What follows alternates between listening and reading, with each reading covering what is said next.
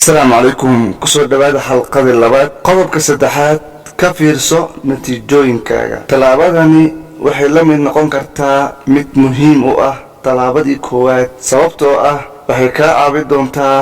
inaad go'aamiso sida go'aankaaga kama dambaysta ah u saameyn doono naftaada talaabadan waxaad naftaada weydiin doontaa su'aalo dhowr ah waxayna u badan tahay inay noqdaan natiijada go'aankaaga sidee bay hadda ku saameynaysaa iyo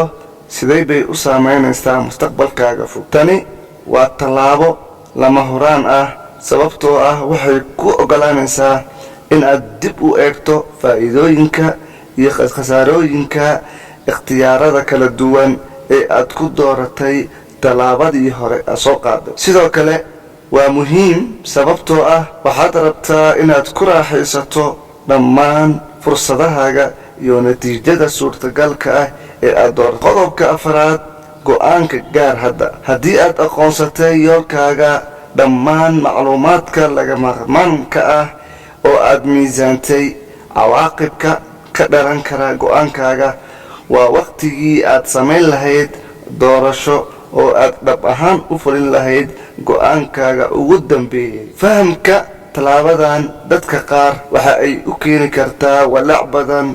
sababtoo ah waa halka aad ku kalsoon tahay oo ah go'aanka qaadashada marxaladda markaasi aad ku sugan tahay inkasta oo laga yaabo in aad weli go'aanka saxda ah gaarin balse waa in aad xisaabta ku dartaa sida aad dareemayso waa xaalkaaga dhabta ah oo aad ku sugan tahay marka aad rabtid in aad go'aan qaadato walaaca go'aanka qaadashada si aad meesha ugu saarto marka hore isweydii go'aankani hadda iyo mustaqbalkaba ma kugu fiican yahay adiga marka su'aashaas iskaga jawaabto waa inaad ku faraxsan tahay natiijada go'aankaaga ka soo bixi doonto waxay doonto ha noqotee qodobka shanaad qiimee go'aankaaga marka aad qaadato go'aankaaga ugu dambeeya oo aad ku dhaqaaqdo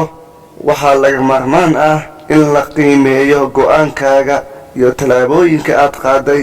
si loo xoojiyo ama loo xaqiijiyo inuu shaqeeyay talaabadan ugu dambaysa waxay u baahan tahay inay la mid tahay talaabadii koowaad haddii aysan ka sii muhiimsanayn sababtoo ah waxay ka caawin doontaa talaabadan inaad horumariso xirfadahaaga go'aan qaadashada dhibaatooyinka mustaqbalka kugu soo foodle talaabadani sidoo kale waa aas-aas sababtoo ah waxay u baahan kartaa inaad raadiso macluumaad cusub oo aad wax ka beddesho jidkii aad go'aanka ku gaartay xasuusnaaw mar waliba talaabadani waxay u baahan tahay xoogaa dulqaad ah iyo geesanimo waxayna sidoo kale dhiirigelin kartaa dulqaad cusub inaad heshid oo ama dulqaad cusub inaad la timaadid waa maxay sababtoo ah waxay qaadan kartaa waqti si loo arko natiijada kama dambaysta ah ee go'aankii aad horey u qaadatay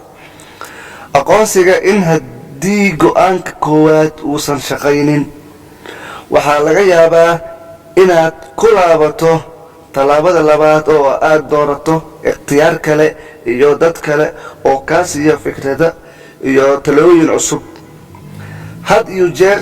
raadinta iyo odroska dhibaatooyinka lama filaanka ah ayaa kaa caawin doona yaraynta walbahaarka walaaca inkasta oo shantan talaabo ay kaa caawin karaan ama kaa fududayn karaan habka aad go'aan sax ah ku qaadan lahayd waxaa jira qaar ka mid ah cilladaha caadiga ah ay tahay in aad ka gudubtid mar walba aad go'aan qaadanaysidna waxaad samaysaa alla taba saaro wax walbana ku guulaysan doontaa amaan allah